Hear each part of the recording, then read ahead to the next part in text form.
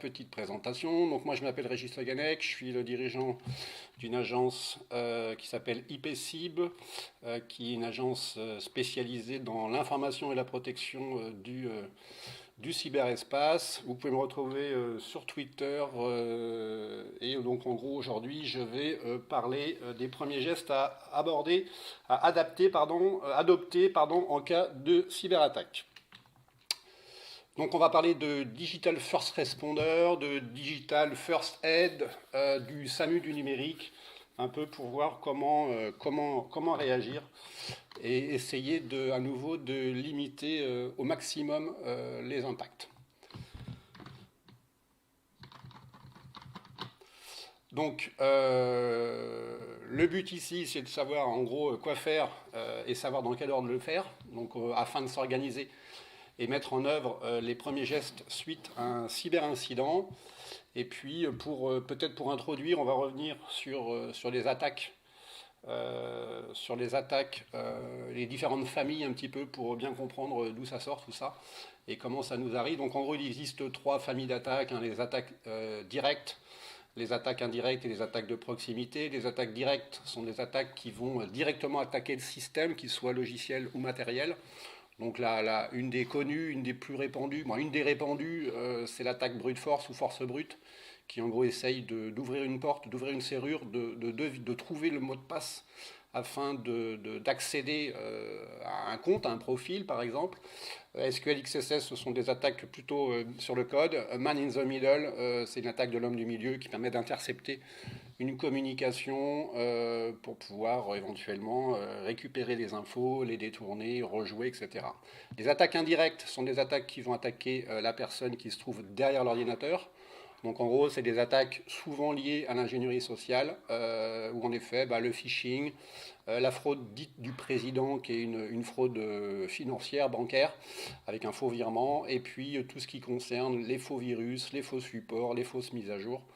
Et puis pour finir, les attaques de proximité. Donc là, une des plus répandues, c'est l'attaque de l'épaule, où quelqu'un essaye notamment sur place d'essayer de récupérer votre mot de passe.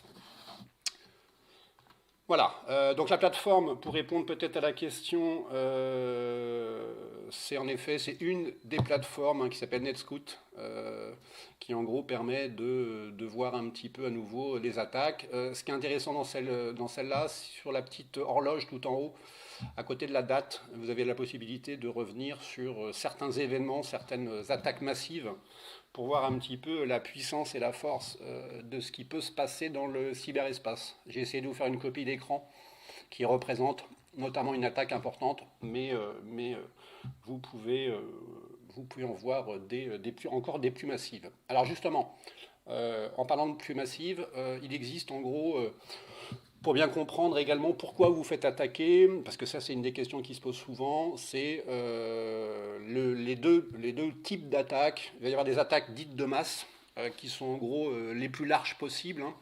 Là, l'objectif, c'est d'attraper le plus grand nombre. Ils ne font pas dans le détail, et en gros, à nouveau, vous êtes malheureusement au mauvais endroit, et en gros, vous prenez dans le filet. À l'inverse, une attaque ciblée, et elle, très bien préparée à l'avance, énormément complexe, et forcément beaucoup plus dure à éviter, puisque là, l'attaquant n'est pas forcément pressé. On est plus sur la qualité que la quantité, et du coup, ici, en effet, il est très compliqué, de s'en rendre compte, et d'en échapper. Pour voir un petit peu aussi globalement le panorama des menaces, en gros, il existe un certain nombre de menaces qui pèsent sur les individus et les organisations, au sens large, entreprises, associations, organisations. Donc en gros, vous allez avoir par exemple la perte et la disparition. Ça fait partie des menaces, l'extorsion, l'espionnage, la destruction, le sabotage, le détournement, la modification, le piégeage, à travers en effet également des menaces de déstabilisation, la manipulation et l'influence, et puis l'atteinte physique, la saturation, la dégradation, l'interruption et la coupure, la divulgation, la diffusion, l'incendie, le cru et l'ouragan. Voilà à peu près un ensemble de menaces globales pour essayer de bien comprendre.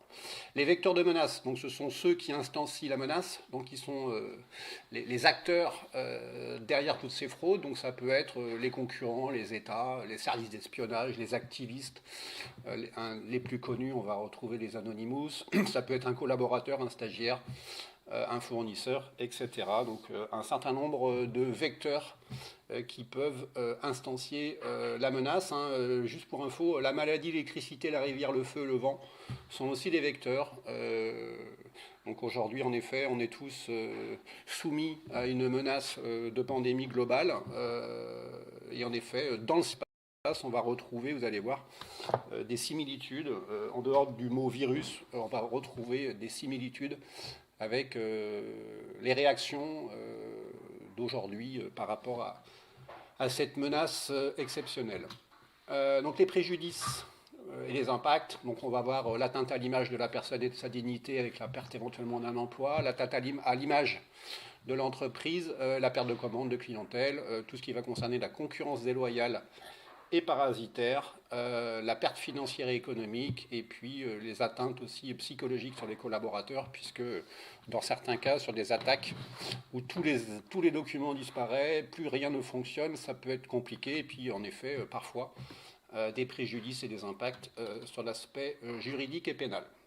Voilà en gros pour la petite introduction, voir un petit peu justement pour bien comprendre, pour bien cerner. Je rappelle qu'en effet, vous pouvez intervenir sur le chat si vous le souhaitez, et puis on prendra un petit peu de temps à la fin pour que je puisse répondre à vos questions. Donc la question qui se pose aujourd'hui, c'est en effet quels sont les premiers gestes à adopter en cas de cyberattaque. Donc il y a plusieurs réponses, donc je vais essayer déjà de vous répondre. On va dire dans un premier temps, je vais vous faire un premier niveau de réponse assez simple, on va le faire en 3 étapes.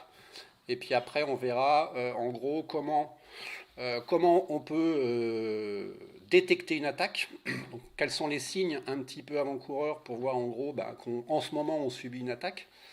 On verra en effet quelles sont les dispositions à mettre en œuvre pour une entreprise, comment réagir pour un individu. Donc on vous mettra des liens au fur et à mesure de la présentation.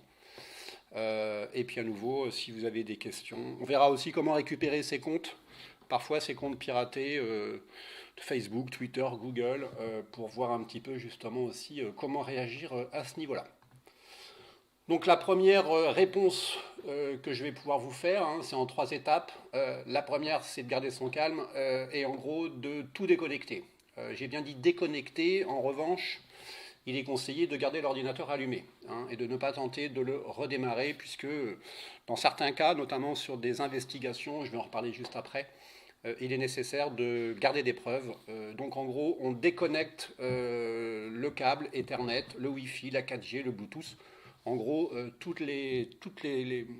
la connectivité globale de la machine afin qu'il ne puisse plus interagir avec les autres ordinateurs du réseau local, mais également avec l'Internet, puisque souvent les ordinateurs infectés récupèrent du code ou récupèrent des instructions de l'extérieur. Ensuite, la deuxième étape, c'est de garder justement un petit peu la mémoire, conserver les preuves de l'attaque, puisque en effet, dans certains cas, si on veut faire marcher les assurances, si en effet on dépose plainte dans des attaques massives et des attaques ciblées liées aux entreprises, il peut être intéressant aux forces de police et aux investigations de pouvoir remonter les traces, remonter et retrouver le cybercriminel, l'attaquant, le pirate qui en effet a mené cette action. Je rappelle qu'en effet, il est important de ne pas éteindre la machine pour conserver les preuves, puisque notamment vous pourriez subir l'article 434.4 du Code pénal qui en gros punit le fait de modifier l'état des lieux d'un crime ou d'un délit. Donc en effet, pour justement préserver les preuves, il est important de ne pas éteindre l'ordinateur, puisqu'à nouveau, pour pouvoir retrouver l'attaquant, une enquête peut avoir lieu. Alors des fois, l'enquête, elle est simple, puisque dans certains cas, c'est très simple pour pouvoir retrouver les criminels, puisqu'en effet, les voleurs peuvent éventuellement eux-mêmes continuer à utiliser le cloud de la victime, et donc y poster leurs propres photos. Certains vont aussi poster des photos avec notamment la longitude et la latitude des coordonnées, donc GPS, de leur position, et puis d'autres vont laisser traîner des clés comme Gad Valerius en dessous, notre breton du Darknet qui s'est fait arrêter aux États-Unis, en effet, tout simplement, puisque les forces de police, notamment de la douane, ont réussi à récupérer une clé de son compte de crypto-monnaie qui était alimenté par des ventes du trafic de drogue. Donc des fois c'est simple, des fois les attaquants commettent des erreurs, et en effet l'usage du numérique parfois il peut poser certains soucis. Et puis dernière étape, la suppression. Donc en gros ça peut être de passer l'ensemble du système à un antivirus sur une analyse plus complète. Ça peut être de réinitialiser les logiciels ou le système, et puis aussi parfois besoin de récupérer les comptes. Le but ici, dans cette troisième étape, c'est d'essayer de neutraliser l'assaillant. C'est pas forcément simple parfois de pouvoir réagir. Alors justement, pour pouvoir un peu répondre à une des questions qui se posent déjà, mais qui en effet qui avait été anticipée, c'est comment détecter quels sont les signes d'une cyberattaque. Donc en gros, me suis-je fait pirater? Première chose importante, en cas de moindre doute, c'est déjà de prévenir le responsable de l'entreprise ou le responsable de l'informatique pour pouvoir déjà lever une alerte. Donc en gros, tout collaborateur, tout utilisateur de l'Internet et du numérique, en cas de doute, et je vais vous expliquer, je vais vous montrer quelques signes qui permettent d'avoir en effet certains doutes. Donc le premier, ça va être en effet sur l'ordinateur. Donc par exemple, votre mot de passe ne fonctionne plus, vos connaissances reçoivent des spams de votre part, donc des messages, on va le voir, j'ai un exemple juste après, ou en effet de quelqu'un qui est en voyage à l'étranger, qui a perdu ses moyens de paiement, donc ça c'est un grand classique. Votre antivirus indique que votre système est infecté, bon bah là au moins c'est clair. Par contre, il n'a pas réussi à supprimer ou mettre en quarantaine le fichier compromis. Votre navigateur vous redirige vers des sites internet qui ne vous intéressent pas, ou alors la page d'accueil a changé, des fenêtres étranges s'ouvrent quand vous surfez, et puis en effet un programme vous demande votre autorisation pour modifier le système. Donc tout ça, ce sont des signes qui en effet permettent de sentir qu'en gros il se passe quelque chose d'anormal. Donc en gros vous avez sûrement pour la plupart déjà eu ce type de message avec en effet quelqu'un que vous connaissez. Le mail vient bien d'une boîte aux lettres d'un correspondant avec qui vous avez l'habitude d'échanger. Et puis en gros cette boîte aux lettres, ce correspondant, cet ami, s'est fait tout simplement pirater sa boîte aux lettres et l'attaquant en profite pour envoyer des messages. Donc là on est sur de l'usurpation d'identité. Donc si par exemple vous avez des messages, des interfaces, un navigateur avec des fenêtres de publicité en haut, en bas, sur tous les côtés, c'est plutôt mauvais signe. Et de la même façon, on les voit un peu moins, mais si vous avez autant de barres d'outils dans votre navigateur, c'est peut-être parce qu'il y a un problème au sein de votre système. Un point important sur les fausses alertes. Donc ça c'est de l'ingénierie sociale, on est sur de l'attaque indirecte, donc en gros ce sont les faux virus, les faux problèmes techniques, les fausses mises à jour. Donc en gros vous naviguez sur internet et puis à un moment vous vous retrouvez confronté à une fenêtre qui vous dit qu'en effet vous avez un virus et qu'il faut contacter un numéro d'urgence en se faisant passer souvent pour Microsoft mais aussi pour d'autres grandes structures. Pour ceux que ça intéresserait, on va vous mettre un lien dans le chat aussi sur une arrestation qui a eu lieu au sud de New Delhi il n'y a pas très longtemps et puis qui a été diffusée à la BBC. BBC Panorama d'une personne, ce qu'on appelle un scam baiter, qui essaye en gros de croquer les escrocs, donc en gros d'essayer d'investiguer pour retrouver des escrocs de l'internet. Il s'appelle Jim Browning et en gros il a un compte YouTube. C'est pas la première fois. Et donc en gros lui, alors là on est borderline puisqu'en effet pour pouvoir mener son enquête il a piraté le système de vidéosurveillance de l'entreprise qui est en gros un centre d'appel et pendant pratiquement 6 mois il les a observés, il a tout récupéré et en gros il a fait en sorte que les forces de police du coin puissent tout simplement arrêter l'équipe dont vous l'avez en bas à droite. Pour les appareils mobiles, vous voyez notamment par exemple que votre facture sur votre facture, des frais non autorisés vers des numéros surtaxés, des données inexpliquées font leur apparition sur votre téléphone, la batterie se vide très rapidement, des icônes d'applications que vous n'avez pas téléchargées apparaissent, votre téléphone sonne en continu depuis un certain moment. Ça peut être aussi des signes avant-coureurs d'une compromission de votre téléphone.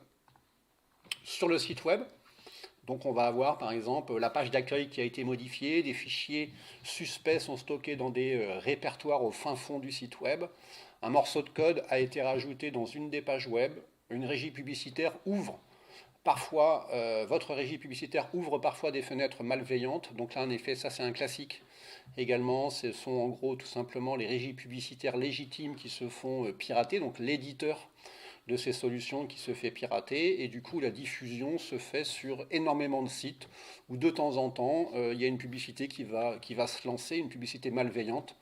Et là, on l'a vu tout à l'heure, ça peut être un faux support technique, ça peut être en effet un message comme quoi on vous dit que vous avez un certain nombre de virus, ou alors qu'il faut télécharger une mise à jour de Flash, par exemple, un grand classique également, pour pouvoir essayer de vous en sortir.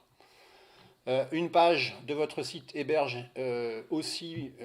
héberger aussi une page de phishing, une fausse boutique, un drive-by download. Un drive-by download, c'est un virus qui va s'installer tout seul. Le fait que vous soyez mal protégé et le fait de surfer sur une page web ou d'ouvrir un email en HTML. Et puis en effet, parfois également, le site ne marche plus du tout, il est KO.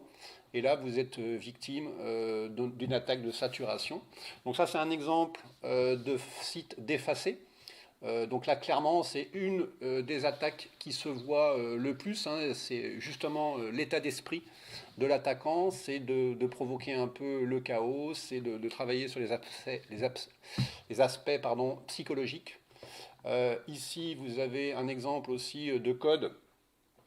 De fichiers qui ont été déposés et qui apparemment n'ont rien à faire dans des espaces d'upload. Donc tous les espaces d'upload sont très souvent victimes, si c'est mal codé, de dépôts de fichiers qui pourraient ensuite être exécutés, lancés à distance. Un exemple ici d'ajout de code, notamment pour améliorer le référencement d'un site malveillant dans les moteurs de recherche.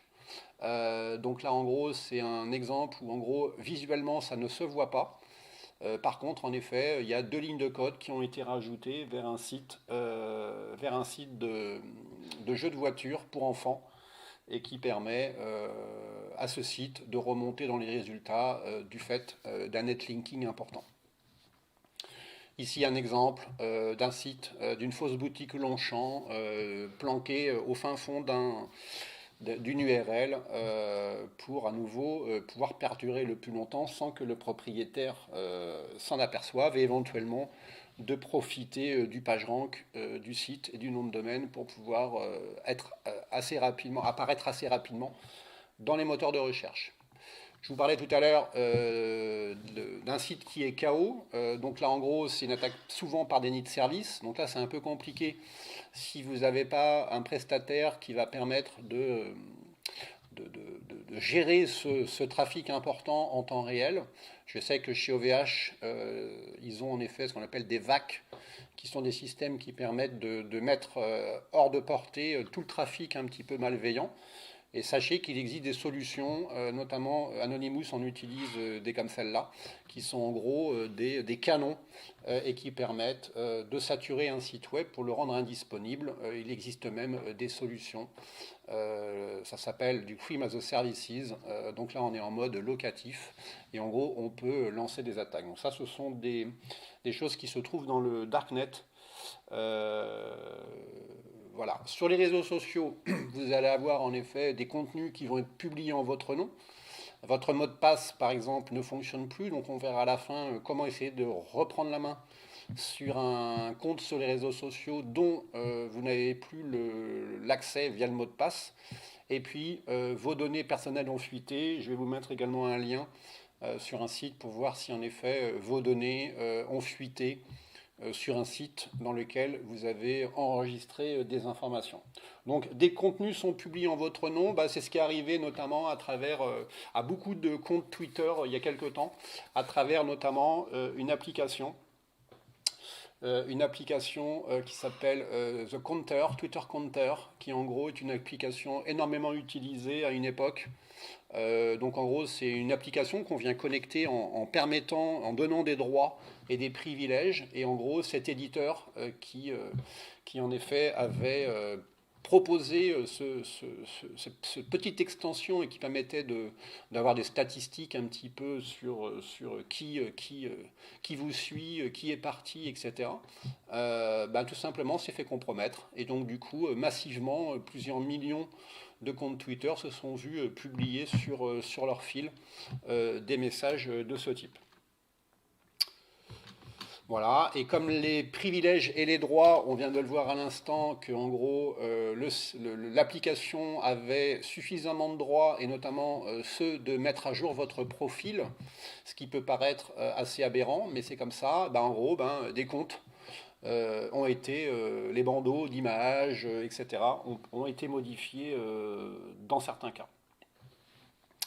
Les fuites de données, donc là on va vous mettre un lien vous permettant de constater les fuites de données qu'on retrouve dans le cyberespace pour pouvoir justement vous rendre compte qu'en effet, tous les jours, tous les mois, toutes les semaines, énormément de données peuvent être amenées à être compromises de fait qu'elles ont été dérobées sur différentes plateformes, sur différents sites, et en gros qui se retrouvent sur Internet, soit à vendre, on verra tout à l'heure les tarifs, soit tout simplement mis à disposition de tout le monde. Donc pour voir si votre compte a été compromis, vous pouvez utiliser ce site-là pour voir en gros si vous avez été piraté, en tout cas si votre profil a été compromis. Et donc vous pouvez taper votre adresse email, l'adresse email que vous utilisez pour créer des comptes sur différentes plateformes, et puis vous pourrez, en tapant simplement l'adresse email, vous pouvez voir si en effet cette adresse email se trouve dans une fuite de données massive, bien évidemment, si elle est connue par ce site, mais ce site-là est l'un des plus connus sur le sujet.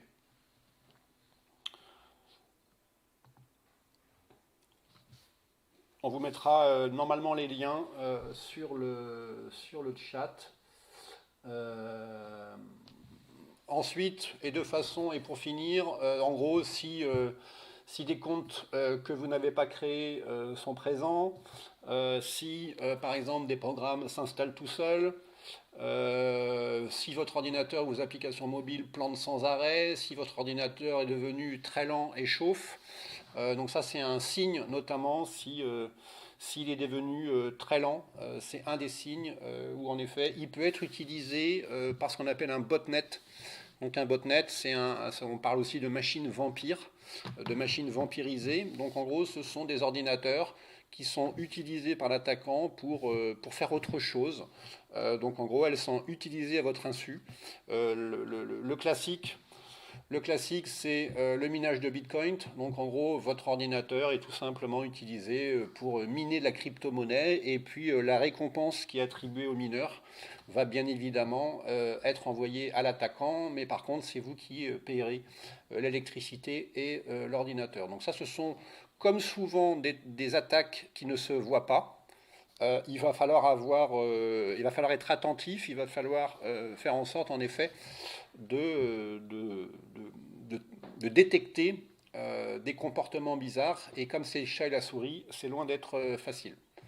Donc un botnet, hein, c'est un ensemble d'ordinateurs qui est tout simplement compromis. Donc ça peut être des milliers, des centaines de milliers, voire plusieurs millions.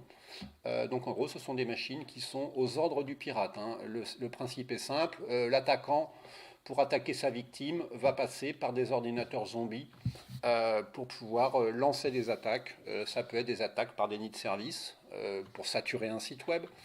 Ça peut être en effet plein de choses, envoyer du spam, miner des bitcoins. Ça peut être en effet pour un usage varié, divers et varié, que votre ordinateur est infecté, vous vous rendez compte de rien et en gros il sert à l'attaquant. Voilà à peu près pour les différents types d'attaques sur les différents devices. Comment est-ce qu'on peut essayer d'avoir quelques signes avant-coureurs qu'une attaque est en cours. Donc maintenant, on va voir un petit peu comment réagir. Donc déjà, dans un premier temps, au niveau professionnel. Donc le plus important au niveau professionnel, et on le voit aujourd'hui dans ce qui nous arrive dans la vraie vie, c'est qu'il faut à la fois anticiper, mettre en place des mesures préventives et puis ensuite détecter au plus tôt des tentatives d'attaque pour pouvoir justement réagir. Donc en gros, j'anticipe et ensuite je détecte. Pour rappel, les fraudes, je vais passer assez vite parce qu'on les a déjà vues rapidement, hein, le sabotage, le détournement, l'hébergement de fichiers, l'espionnage. Et puis j'avais oublié de vous dire qu'en effet, la téléphonie, le piratage de la téléphonie peut être aussi, des centraux téléphoniques peut être au sein d'une entreprise avoir des impacts importants. Et puis l'attaque indirecte type ingénierie sociale sur la manipulation et les virements frauduleux qu'on appelle FOVI. Alors comment s'organiser, hein, et là ça va vous rappeler aussi des choses, hein, confiner, collecter, éradiquer, restaurer. Donc là aujourd'hui malheureusement on est nous dans la vraie vie sur la première étape.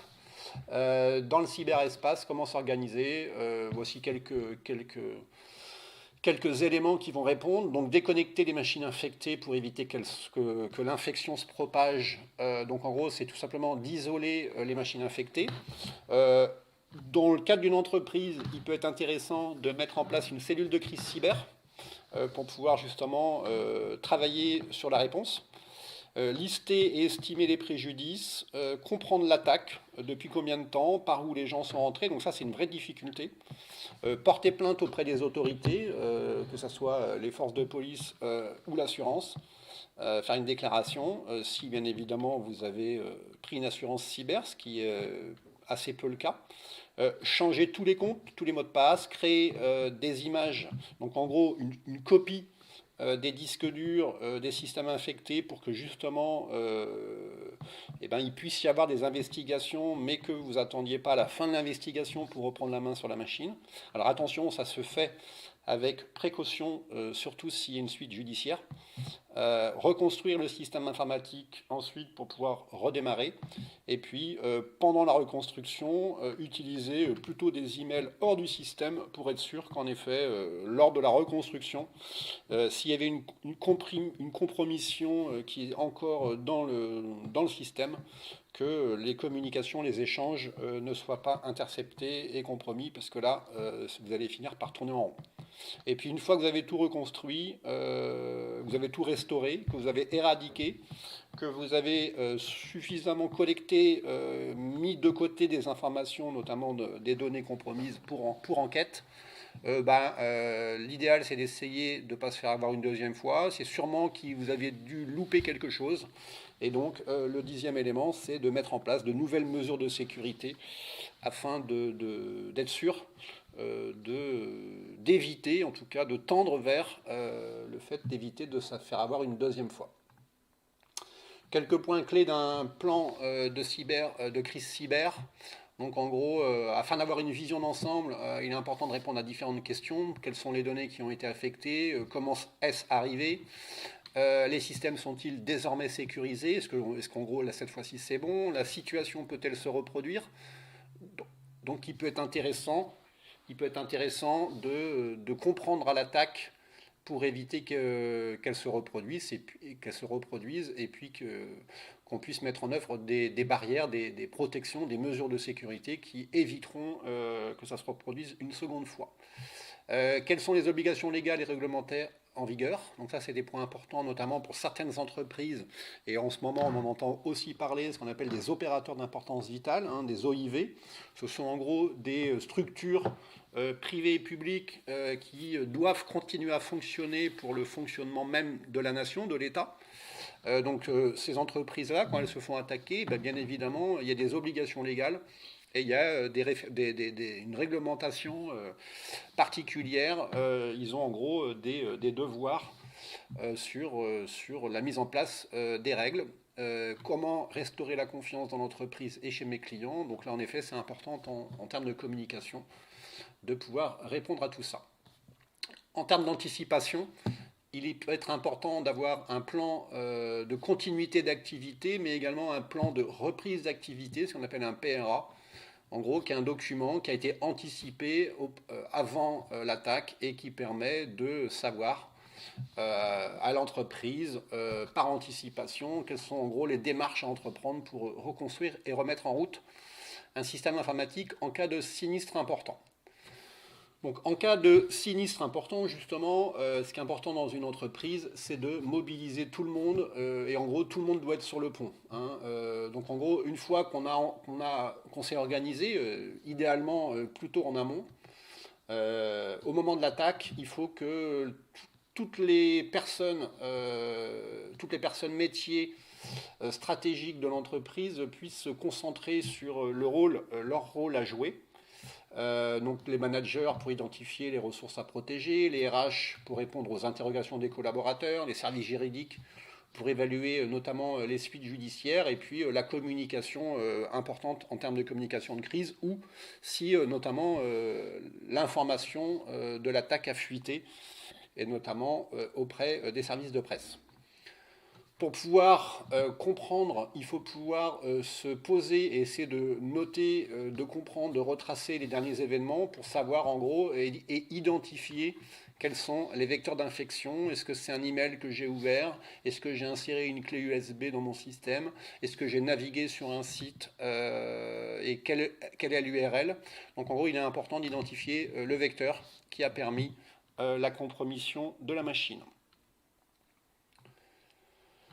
Il ne faut pas hésiter non plus à essayer de se faire accompagner. Donc l'ANSSI, donc l'Agence nationale de la sécurité des systèmes d'information, met à disposition sur son site internet une liste de prestataires qui en gros dispose d'un label et qui en gros permet justement de vous accompagner sur de l'alerte, de la réponse à incident en cas d'attaque. Je vous ai mis également un lien vers un site qui en gros va vous orienter en fonction du public. Donc en gros un particulier, une TPE, un opérateur d'importance vitale, un opérateur de services essentiels, et puis en gros fournisseur de services numériques. Donc en gros en fonction de votre profil, les sites de l'ANSSI peuvent vous aider. Il existe d'autres structures comme la sous-direction de lutte contre la cybercriminalité, la brigade d'enquête sur les fraudes aux technologies de l'information, la DGSI, la gendarmerie nationale à travers le pôle C3N, et puis l'ANSSI et la CNIL, j'en ai déjà parlé. Sachez que vous pouvez aussi, en cas de fuite de données, le RGPD peut vous protéger, ou en tout cas oblige le responsable du traitement, qui donc opère un traitement à caractère personnel sur vos données, a l'obligation, dans les 72 heures max, de prévenir au minimum la CNIL et, dans certains cas, les personnes qui ont vu les données fuiter. Un point important, la restauration, puisqu'à un moment, il va falloir restaurer vos données. Ça, c'est primordial si vous faites attaquer par un rançongiciel, un ransomware, puisque dans ce cas-là, la seule solution, en dehors de payer la rançon, qui est une très mauvaise idée, puisque vous entretenez le business de l'attaquant, et en plus, vous n'êtes pas sûr de récupérer la clé qui va vous permettre de déverrouiller les données qui ont été chiffrées, hein, puisque le principe d'un rançongiciel, c'est de vous bloquer l'accès à vos données et en gros de vous demander de payer une rançon en échange pour recevoir la clé qui va vous permettre de récupérer la disponibilité de vos fichiers. Donc là, en l'occurrence, la meilleure des solutions, c'est la sauvegarde. De toute manière, dans tous les cas, que ça soit un rançongiciel ou pas, la sauvegarde est un élément important. Il y a quelques jours, c'était le jour annuel de la sauvegarde, donc c'était the jour pour faire vos sauvegardes. Il en existe, il en faut plusieurs, hein. C'est une vraie stratégie de sauvegarde qu'il faut mettre en œuvre. Il faut aussi les externaliser, c'est-à-dire les sortir du lieu où se trouvent les serveurs et l'entreprise, hein, notamment en cas d'incendie ou en cas de vol, puisque si tout se trouve sur place, les serveurs avec les données, mais aussi les disques de sauvegarde, ben, vous pouvez tout perdre d'un coup. Quelques lacunes de sécurité comme ça, donc en gros des systèmes qui ne sont pas à jour, une politique de mot de passe insuffisante, c'est-à-dire en gros des mots de passe trop simples, pas de séparation des usages, donc ça c'est un point important entre l'utilisateur et l'administrateur, entre le côté individuel et le côté professionnel, des droits d'accès trop laxistes, une absence de surveillance des systèmes, hein, donc notamment à travers l'analyse des journaux, un cloisonnement insuffisant, une ouverture excessive d'accès externe incontrôlé, donc le nomadisme, le télétravail. Donc en ce moment, en effet, il y a des ouvertures vers des accès de l'entreprise qui sont faits dans l'urgence pour pouvoir faire du télétravail. Donc clairement, ça, c'est une des problématiques que vont rencontrer les RSSI, donc les responsables des systèmes, de la sécurité des systèmes d'information, et qui devront, dans les prochains mois, essayer d'assurer quelque chose qui soit plus optimisé. Et puis un autre point important, c'est la sensibilisation et la maturité insuffisante des utilisateurs et des dirigeants face à une menace. Parfois, en effet, en étant trop naïf, on a l'impression qu'on ne risque rien. Dans 90% des attaques, elles se font de façon sournoise et cachée sans qu'on s'en rende compte. Et donc, on a l'impression, en gros, de s'être jamais fait attaquer, ce qui, en effet, dans la majorité des cas, est faux, puisque la question, c'est pas de savoir si on va se faire attaquer, parce que la réponse, c'est oui. La question, c'est de savoir quand. Pour savoir quand, il faut pouvoir la détecter. Donc c'est ce qu'on a vu au début, c'est qu'il faut mettre en œuvre des systèmes de détection d'une attaque. Hein. Il existe ce qu'on appelle des IDS et des IPS, qui sont des systèmes de détection d'intrusion et de prévention d'intrusion, qui sont des systèmes qui vont tout simplement analyser le comportement de l'ordinateur, analyser le trafic dans le réseau, et essayer, avec des règles, de trouver des éléments malveillants qui sont véhiculés soit dans le tuyau, soit qui sont exécutés sur un ordinateur. L'intelligence artificielle va grandement nous aider aussi là-dessus, bien qu'elle va aussi aider l'attaquant à mieux nous attaquer. Là c'est pareil, c'est le jeu du chat et la souris. Généralement la souris est toujours devant le chat. On va voir comment est-ce qu'on peut essayer maintenant, en cas d'attaque sur un site web, de restaurer son site web.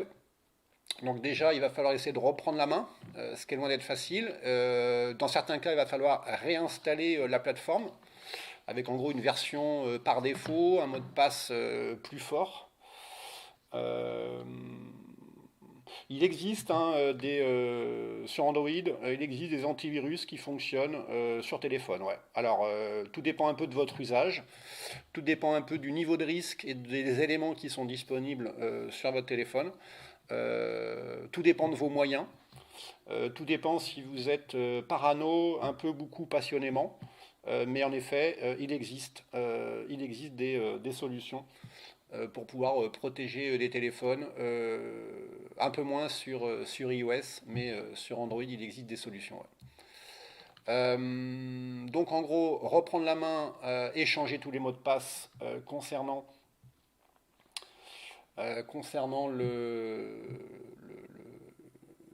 le site web. Je répondrai aux questions, on va se laisser un petit peu de temps à la fin de la présentation.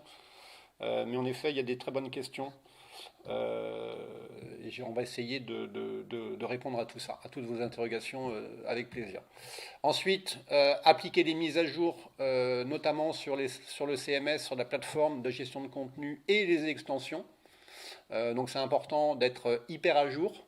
Et puis, notamment sur WordPress, mais il en existe d'autres, installer un plugin en charge de détecter, d'intercepter les tentatives de piratage.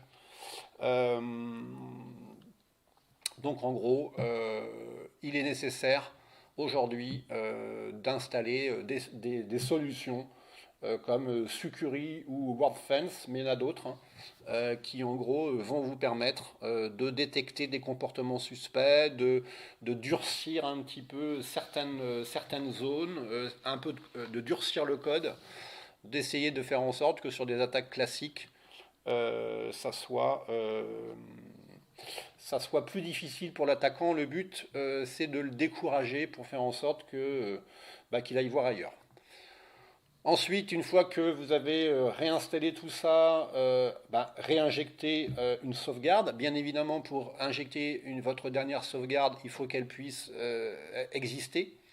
Il faut penser notamment sur un site web à bien sauvegarder principalement les données qui évoluent dans le temps, c'est-à-dire en gros les données que vous insérez.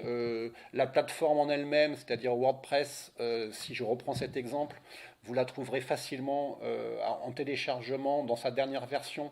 Donc ce n'est pas les fichiers du moteur qui sont les plus importants, mais c'est la base de données si vous avez un système de gestion de contenu, puisque ça peut évoluer tous les jours.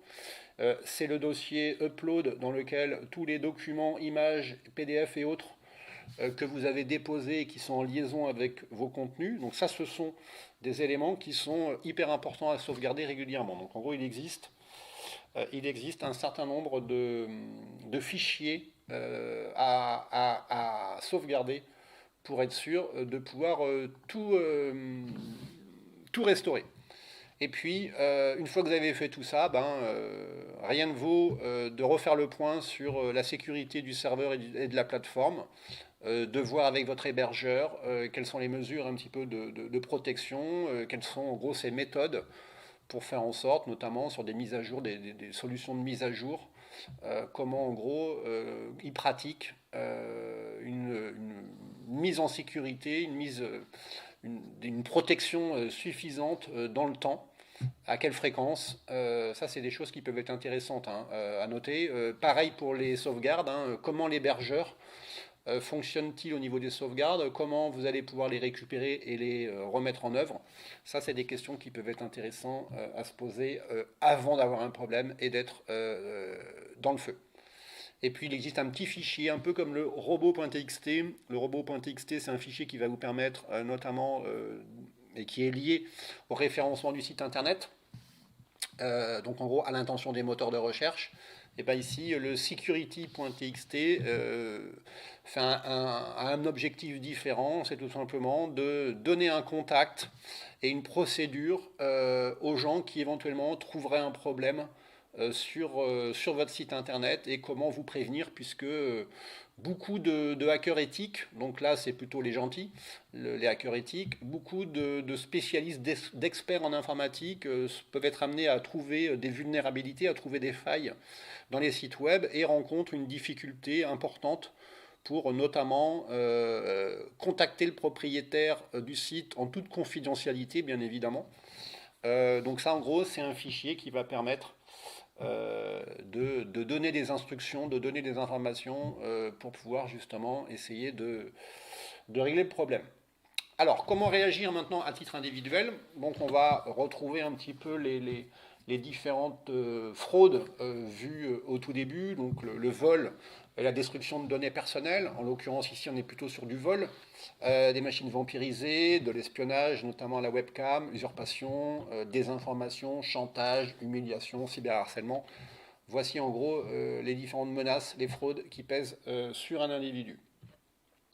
Ici, c'est un exemple de ce que vous valez dans le darknet, en l'occurrence ici, un profil d'un Américain qui, en gros, s'il se faisait dérober tous ses comptes, voilà en gros, donc 1200 $, voilà en gros ce qu'un Américain vaut en revente, et là on parle d'une identité numérique, voilà ce qu'en gros, ce que vaut un Américain sur le Darknet. Donc en gros, vos données, si on vous les vole, c'est principalement pour deux solutions, soit usurper votre identité, soit tout simplement les revendre, puisque les données ont de la valeur, puisque vous le savez très bien, mais la data, c'est le pétrole du XXIe siècle.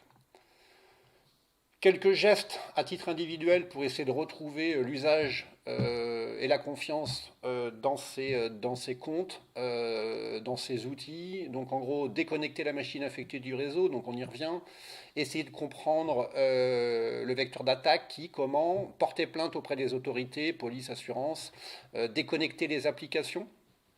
Donc ça c'est important de bien tout déconnecter et également de déconnecter toutes les applications que vous auriez reliées à votre compte Facebook, à votre compte Twitter, etc. Puisqu'en effet on l'a vu avec Twitter Counter tout à l'heure, le problème peut venir et vient souvent d'ailleurs des extensions, des composants qui ont été complétés, rajoutés, puisqu'en effet on peut imaginer que chez Google, Twitter, Facebook, tous les grands acteurs, ils ont en gros un certain nombre d'ingénieurs expérimentés pour s'assurer de la sécurité de leur plateforme, pour en effet assurer la sécurité de leurs clients.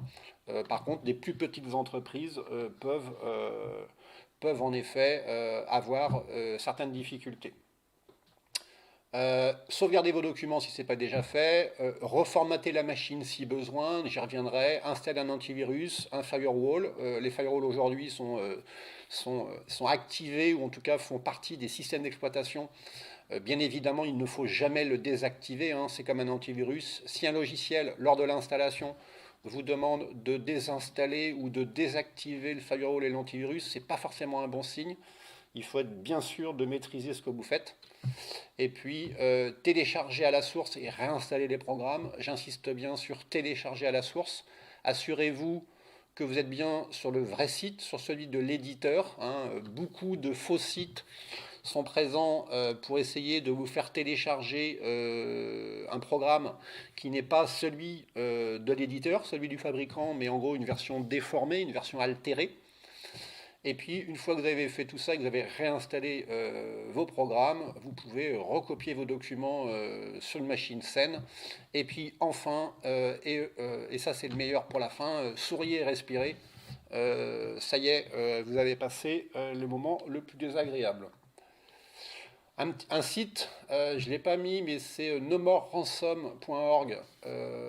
Donc en gros, qui est un site qui peut vous aider en cas d'attaque de type ransomware, rançongiciel, puisque là, il existe des petits outils développés par des éditeurs d'antivirus qui en gros vont essayer de trouver la clé par un ensemble de combinaisons pour pouvoir justement essayer de vous sortir un petit peu de cette misère. Et puis parfois, les hackers, les pirates sont feignants et donc en gros vont avoir la même clé pour tout le monde. Et du coup, il suffit en effet de mettre à disposition la clé pour tous pour que vous puissiez essayer différentes clés pour voir si en gros vous arrivez à reprendre la main sur vos outils. Une fois qu'en effet vous avez besoin de vous assurer qu'il n'y a pas de problème sur votre ordinateur, en gros un bon anti-malware, un bon antivirus peut servir. Alors il y avait une question sur l'antivirus gratuit ou payant. Clairement un antivirus payant va être beaucoup plus mis à jour. Puisqu'en effet, on va avoir un éditeur, on va avoir une équipe derrière, souvent, une équipe qui est rémunérée. En effet, ça peut être aussi une communauté de bénévoles, mais en effet, quand même, un antivirus payant peut avoir du sens dans le sens où ce qui est important dans l'antivirus, c'est son catalogue et c'est sa mise à jour. Puisqu'un antivirus qui n'est pas à jour peut laisser passer des nouveaux virus, que ça soit, on va parler même de malware au sens large, que ça soit un virus, un ver, tout type de logiciel malveillant. Donc en gros, il faut absolument que le catalogue de l'anti-malware, de l'antivirus, soit le plus souvent mis à jour pour que justement il puisse connaître tous les nouveaux malwares.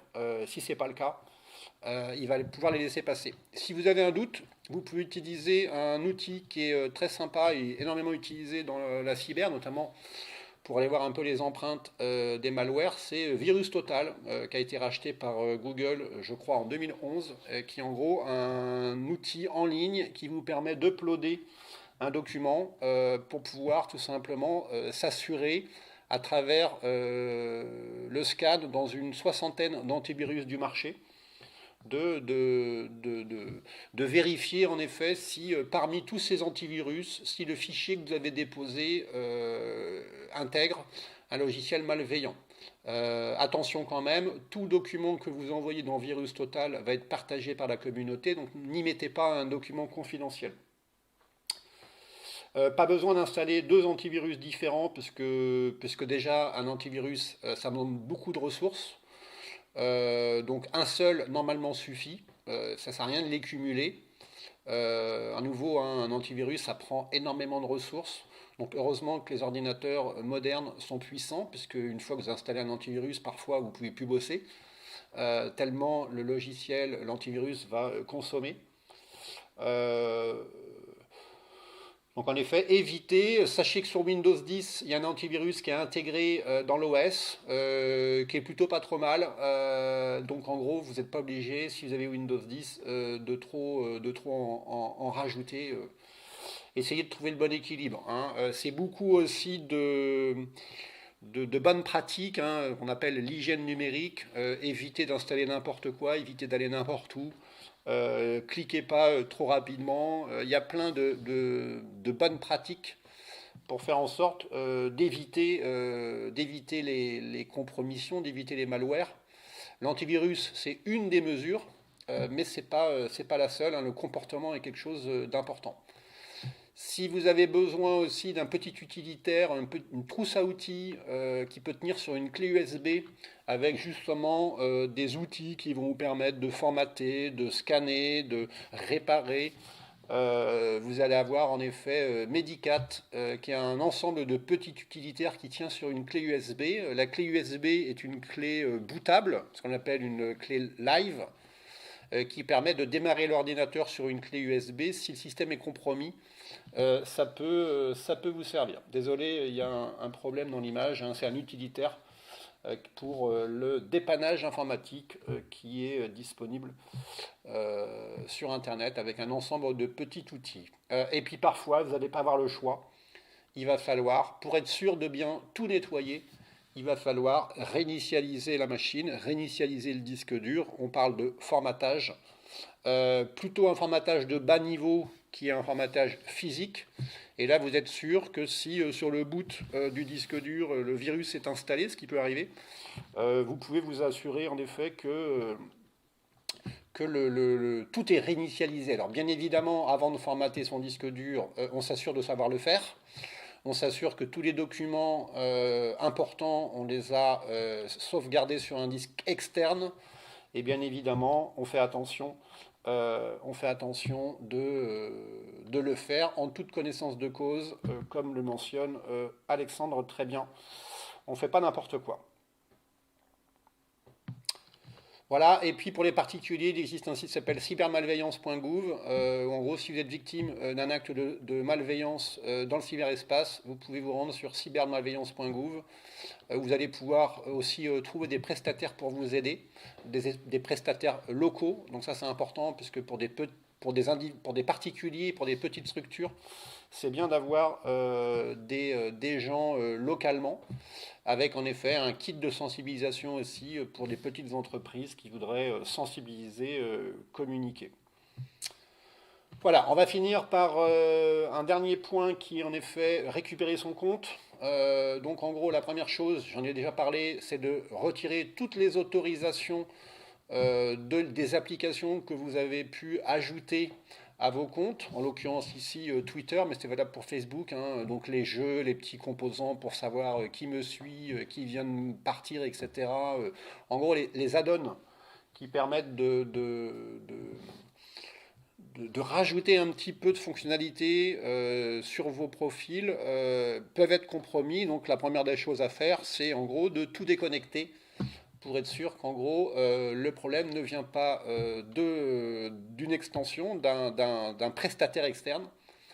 Et puis en effet, pensez à remettre à zéro le mot de passe. Vous pouvez le faire par mail ou par téléphone.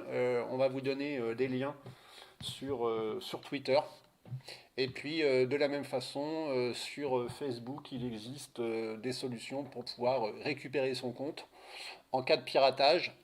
Donc en gros, si votre compte a été piraté, hein, là en effet, sûrement c'est que votre mot de passe a été dérobé peut-être ailleurs, peut-être que vous utilisiez le même mot de passe, peut-être que votre mot de passe était trop faible, peut-être que quelqu'un vous a vu le taper, peut-être que vous avez oublié de vous déconnecter. Moi, je travaille beaucoup avec des écoles, avec en effet souvent des ordinateurs dans les salles de cours qui malheureusement, les étudiants ne se déconnectent pas régulièrement. Donc en gros, vous ouvrez une session qui est la même pour tout le monde et vous retrouvez sur un compte Facebook, Twitter, Gmail, bon, peu importe. Ce qui est quand même assez incroyable derrière, en effet, avec les problématiques d'harcèlement qu'on peut retrouver auprès de publics assez jeunes. Et puis, dans Facebook, vous pouvez aussi, et ça peut être pas mal, mettre en place des mesures, notamment des alertes en cas de connexion non reconnue. Pensez à ajouter la double authentification, donc l'authentification à deux facteurs, sur l'ensemble de vos comptes, que ce soit Google, Facebook, Twitter, Apple, Amazon, etc. La plupart des plateformes dignes de ce nom proposent une authentification à double facteur. Hein. C'est en gros, vous allez recevoir un code par SMS qui en gros vont vous permettre d'apporter la preuve que c'est bien vous derrière, puisque vous êtes le seul normalement à recevoir ce code.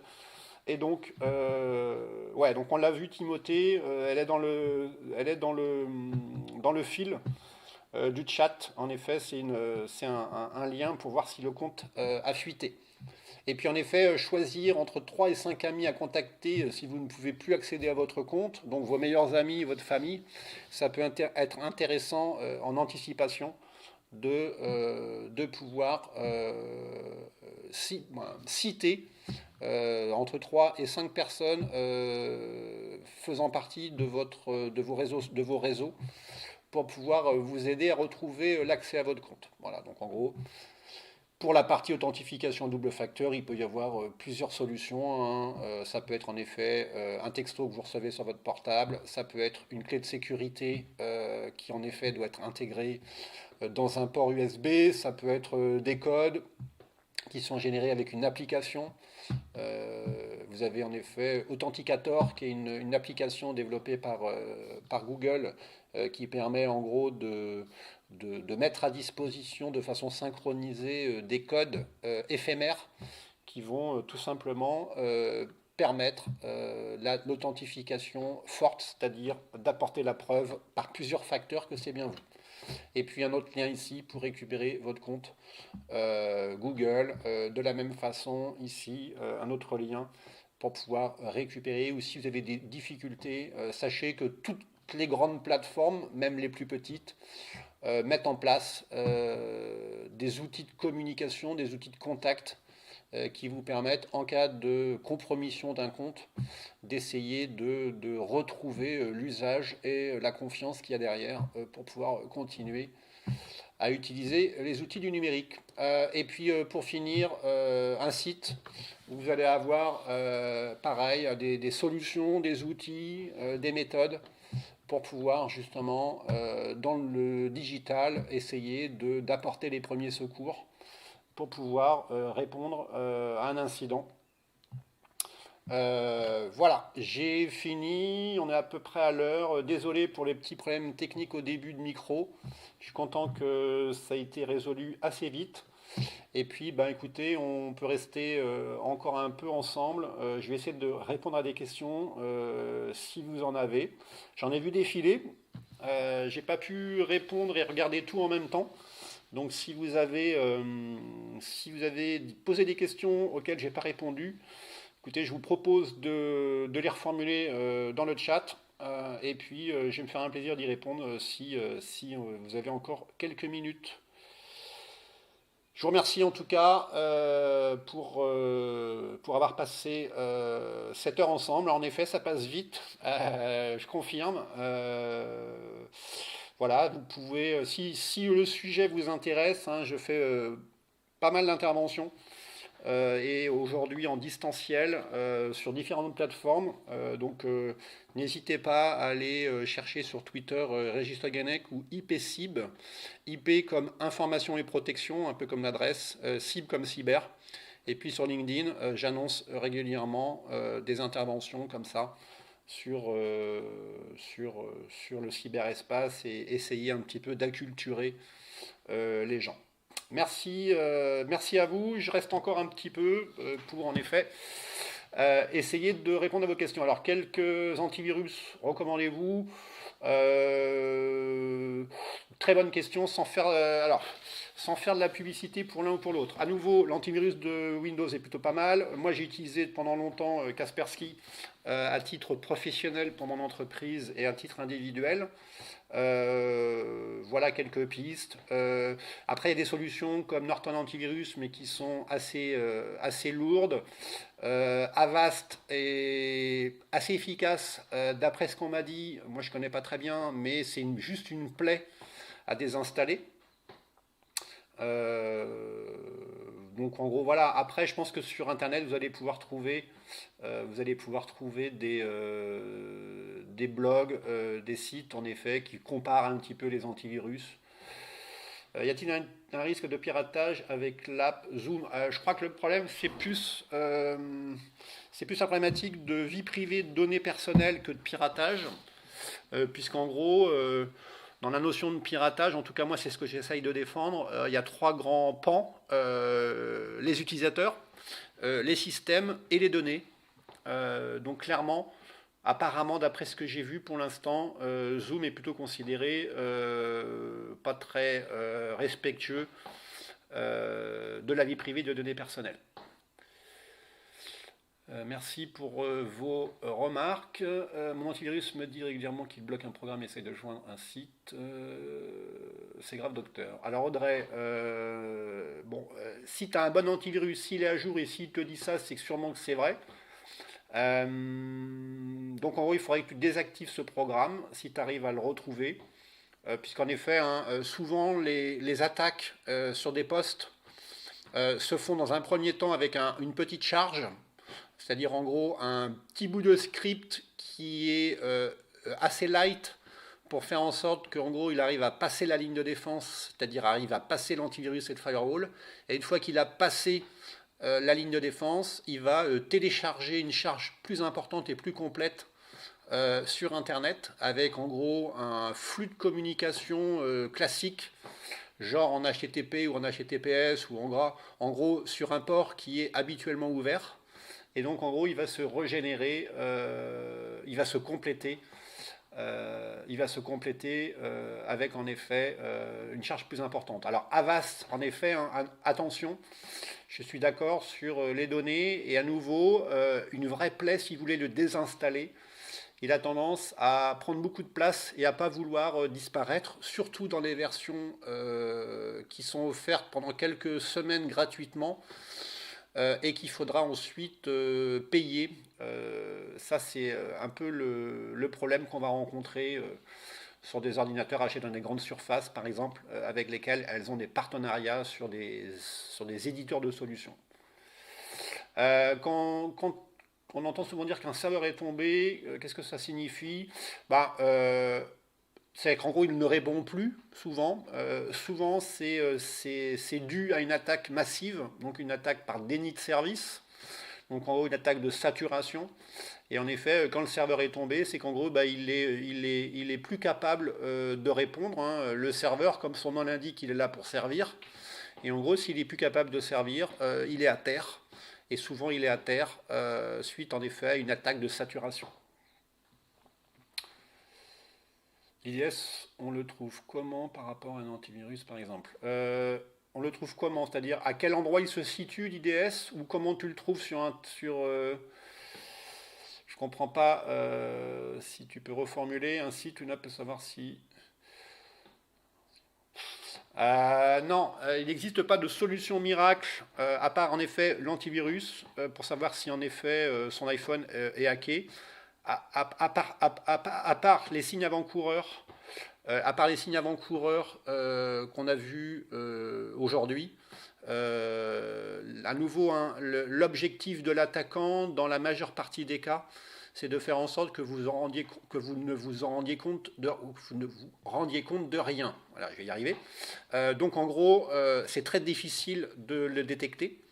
Donc en gros, à part sentir des choses, à part avoir un niveau de culture, de savoir en effet qu'est-ce qui se passe dans le cyberespace, quelles sont les techniques, quelles sont les motivations des attaquants, pour pouvoir justement essayer d'être un peu moins naïf, un peu plus acculturé, et pouvoir détecter plus facilement avec ses yeux, ses oreilles et son cerveau.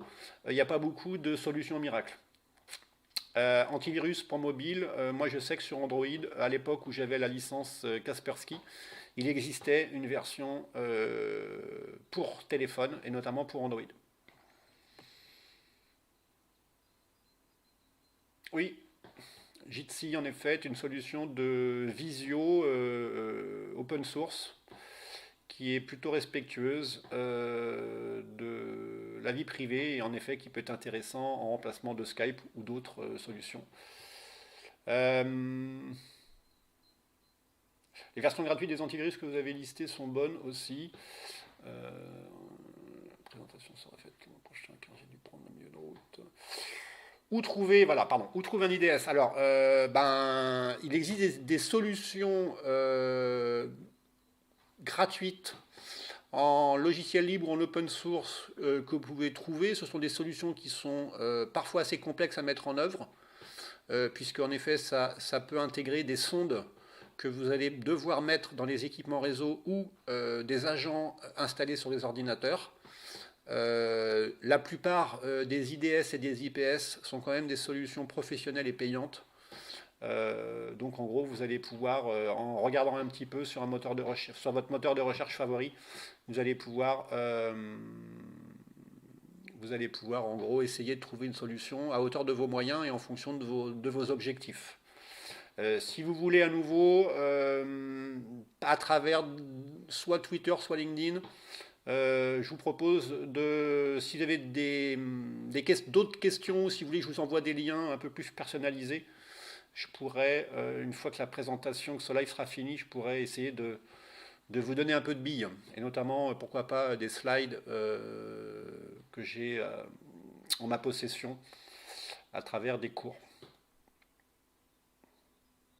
Ouais, le lien, alors je sais pas, hop, ouais, alors je le remets, il est là, voilà, je te le remets. Donc normalement, tu as à l'écran le lien pour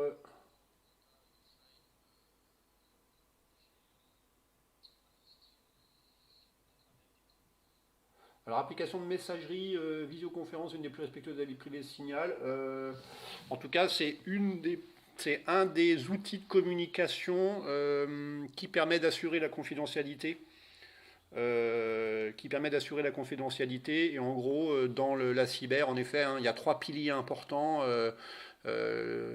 confidentialité, intégrité et disponibilité. Donc en gros, pour assurer une communication confidentielle, il est important de la chiffrer, c'est-à-dire de s'assurer de bout en bout que n'importe quelle personne sur le chemin ne peut tout simplement pas intercepter la communication pour des raisons de confidentialité, parfois pour des raisons d'intégrité, hein, puisqu'à partir du moment où on intercepte, on peut à la volée détourner le message, modifier le message, et puis dans certains cas, l'attaquant va aussi pouvoir rejouer le message une fois qu'il l'a intercepté. Telegram également, un peu comme Signal, peut être aussi un outil de communication sur téléphone qui assure le chiffrement de bout en bout. Alors, est-ce que j'ai loupé des questions? Je ne sais pas, j'ai pas fait de comparatif entre Telegram et Signal, mais je pense qu'en effet, on est déjà sur des bonnes solutions. Ouais. Notamment, à nouveau, sur les problématiques de confidentialité de la communication. Hein. En gros, il y a un point important, c'est d'assurer la confidentialité entre deux points, hein, donc en gros dans le tuyau, et puis assurer la confidentialité et la protection des fichiers qui sont stockés, que ça soit sur un disque dur, que ça soit sur un disque externe ou sur une clé USB ou dans le cloud. Il est intéressant, il est même vital et important de s'assurer de protéger certains fichiers sensibles, et dans le cadre du RGPD, c'est des mesures qui sont fortement recommandées, notamment par rapport aux données sensibles, c'est de pouvoir et de devoir chiffrer et protéger donc des fichiers sensibles.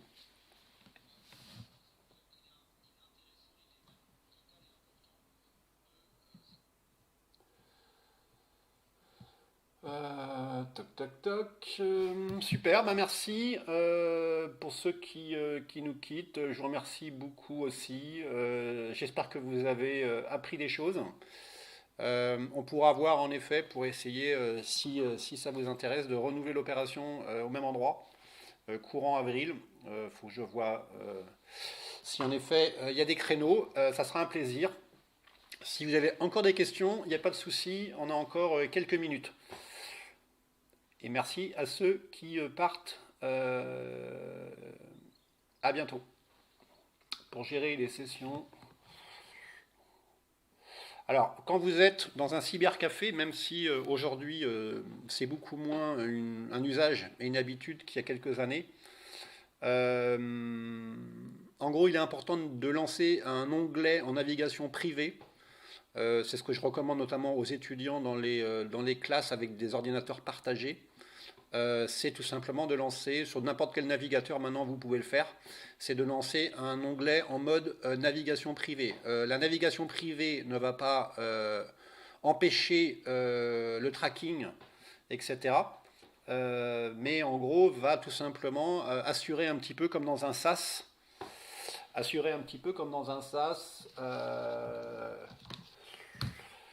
le fait qu'une fois que vous fermiez votre navigateur, le fait que vous fermiez votre onglet, tout l'historique, tout le cache, toutes les saisies dans les formulaires, en gros, tout ça étant éphémère, va disparaître. Hein. Donc en gros, ça permet juste de rendre étanche un onglet par rapport aux autres, et notamment par rapport aux cookies, par rapport à plein d'autres données qui auraient pu être récoltées pendant votre session. Le fait de le faire en navigation privée va tout simplement, une fois que l'onglet est fermé, faire tout disparaître. Et notamment les téléchargements dans le dossier upload. Et puis sachez également que dans l'onglet privé, toutes les extensions ne sont pas activées. Donc si vous avez rajouté des extensions dans votre navigateur, elles ne seront pas activées.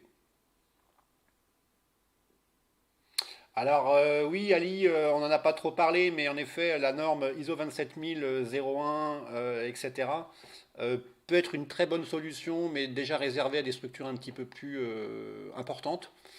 Là, le but, c'était d'essayer quand même d'accompagner ou d'expliquer aux individus et aux petites structures quelles sont un petit peu les solutions, mais bien évidemment des systèmes de management de la sécurité des systèmes d'information est en effet un élément essentiel dans l'organisation et dans la mise en place de solutions de sécurité. Alors, Kaspersky n'est pas gratuit, c'est un antivirus qui existe depuis de longue date et qui en effet a une version sur téléphone et notamment pour Android. Oui, Apple assure depuis longtemps un niveau de protection de ses utilisateurs à travers notamment le chiffrement de bout en bout et en gros les chiffrements de tous les supports. Notamment, on a entendu parler avec des forces de police américaines sur des iPhones qui étaient verrouillés. Donc en effet, oui, Apple communique d'ailleurs même beaucoup sur les publicités sur ces aspects-là. C'est pas pour ça qu'ils sont à l'abri de vulnérabilités et de failles.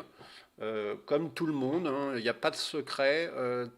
Tout développement informatique n'étant pas parfait, se voit comprend des vulnérabilités et des failles dans ces systèmes qui sont corrigés plus ou moins rapidement. Donc en effet, il y a un certain nombre de solutions ou d'entreprises qui vont mettre plus l'accent sur la sécurité. Je pense que de toute manière, ça va être un sujet de plus en plus à la mode, à la une, puisque au vu de l'usage important du numérique, au vu de l'aspect hyper stratégique, on n'est pas à l'abri d'une grosse attaque mondiale. Je pense qu'elle arrivera un jour, un petit peu comme ce qui nous arrive aujourd'hui avec ce virus, cette pandémie.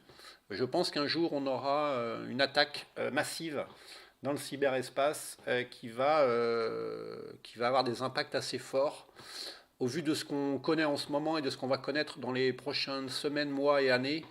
Je pense qu'ils auront du mal à faire pire. Ouais, donc Windows 10, en effet, sur Windows, comprend à nouveau un antivirus. Hein. Autrement, moi j'aurais tendance, de fait de mon expérience, à recommander Kaspersky. Norton et Avast sont assez lourds. Et à nouveau, même si on m'en a dit du bien du côté d'Avast, j'ai eu beaucoup de difficultés à m'en débarrasser sur certains ordinateurs. Donc c'est pas forcément celui que je vais recommander le plus. Alors chez Apple, à nouveau, Apple a une stratégie de communication particulière. En effet, a une certaine expérience sur les aspects de sécurité, mais n'empêche pas, donc ça c'est complètement faux, n'empêche pas le fait que l'écosystème Apple et les devices, les équipements de chez Apple peuvent très bien se faire également pirater, et c'est le cas. Clairement, les fabricants de virus s'intéressent aux gens les moins compétents et les plus vulnérables de fait, et les équipements les plus répandus. C'est pour ça qu'on a beaucoup plus aujourd'hui de virus pour Windows que de virus dans l'écosystème Apple. Mais ça n'empêche qu'il y a quand même des attaques. De la même façon, il y a des attaques et il y a des failles dans les systèmes sous Linux.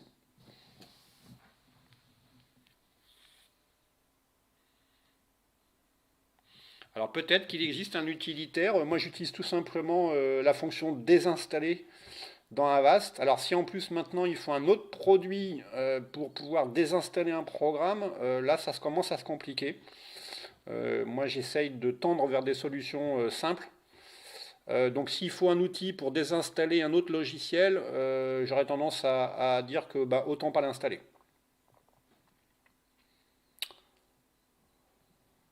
Est-ce que vous avez d'autres questions pour finir ce live?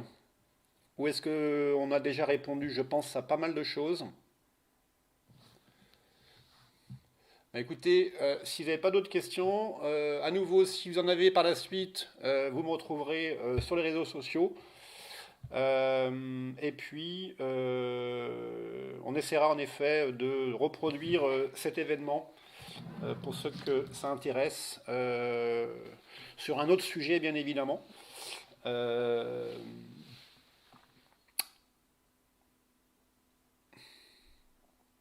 Alors non, 2 antivirus ne s'annulent pas, c'est juste que ça sert à rien parce qu'en gros, normalement, si ce sont des antivirus, des vrais antivirus modernes et bien faits, ils ont les mêmes listes les mêmes catalogues à peu près. Donc ça sert à rien d'en mettre 2. Vous allez juste plus pouvoir utiliser, votre ordinateur parce que parce qu'en gros, il ne pourra rien faire d'autre. Merci Timothée, c'est gentil. On n'a pas de version gratuite et payante. Kaspersky peut être gratuit pendant un certain temps, mais après, il faudra payer. Ouais. Ok, merci Alexandre. Merci à vous. Bonne fin d'après-midi. Il est 15h25. On est resté 1h30 ensemble, c'était super. Je vous remercie bien. Je vous souhaite bon courage pour la suite. Portez-vous bien, faites attention à vous. Restez prudents dans le cyberespace, mais malheureusement et aussi dans le monde réel. Voilà, écoutez, merci.